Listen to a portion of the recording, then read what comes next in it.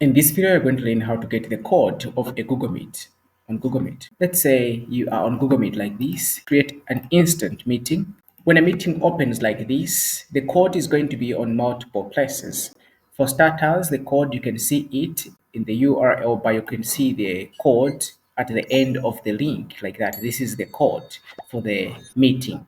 Also, it's down here. You can see this code and the code that are there. It's just the same. So this is the same code that you also want to share. This is how you can get the code, but also you can find the code when you come here on the meeting details.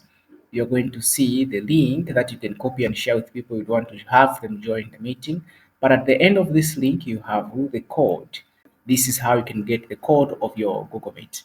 I hope this video is helpful. If it was, leave a like on this video, subscribe for more videos like this, and thank you for watching. See you in the next one.